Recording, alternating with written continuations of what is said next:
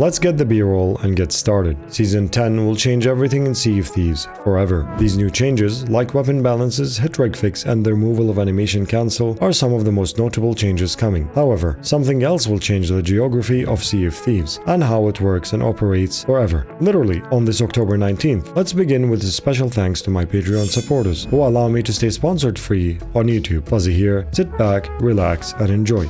Rare released a new video about significant changes in Sea of Thieves, some of which were not necessarily mentioned as coming in Season 10, like anti-cheat. Yes, it's coming, but we don't know when, so we won't discuss that. Hit registration is coming in Season 10, and mainly, overall weapons balances. Weapon balances will not just change the way we PvP, it will do much more than that. But to explain it, and to understand the now, we have to go to how it all started. Let's visit some Sea of Thieves history to see what caused weapons to be this way, what caused them to need a rebalance in the first place, and why many call it the controversial update. Back in the Shrouded Spoils days, in November of 2018, an animation cancel was discovered, allowing you to shoot two guns simultaneously. Back then, the favorite double gun loadout was the pistol and Eye of Reach. All you need to do was aim once, shoot both guns, and defeat the other player from a distance in virtually one shot. Unlike the later double gun, which was mainly blunderbuss and Eye of Reach, which allowed you to shoot both guns in a faster than intended speed, dealing quick double damage to the enemy. But you had to be closer than the previous method due to the blunderbuss. In an attempt to fix the first double gun, the game stopped registering shots correctly, and that was the introduction of what we call hit reg. Some shots did not count, lasting for almost 5 years, minus 1 month. Exactly 1 year later, in November of 2019, there was a competitive arena event where one player was found to use a sword animation cancel to slash the sword repeatedly without a stop. That caused a big uproar in the community, and just like before, in an attempt to fix it, it caused the sword not to work as intended, causing the sword to be extended in the range of damage it causes, sword lock, and the block not working correctly. And that lasted for almost 4 years, minus 1 month. Other issues in the game occurred and were addressed quickly, like a bucket animation cancel that allowed you to empty the whole ship in a matter of seconds. However, after fixing it, even that caused the bucket to function not as intended at certain times. But focusing on the previous 2 points, these shaped the way we PvP in Sea of Thieves for no less than 3 years, creating communities, trends, and playstyles that are all about to be wiped off. During that time, we had the pandemic, which affected all development progress of games across the industry. We had Disney updates, emissaries, and much more. Even though Rare continuously gave us updates, some okay and others were better, due to people sitting at home more than usual, these updates were the ones that brought the most number of players into Sea of Thieves, causing a whole community to arrive on these shores and be built on these unintended mechanics. Now, Rare announces in their update that Season 10 will fix all these sword issues, quick swapping issues, much better hit reg, and overall weapon balance. This is a great thing that I'm really happy for. Unintended mechanics basically were never meant to be there, so they shouldn't be. But here's the catch. Some players realized faster and better results with quick swapping.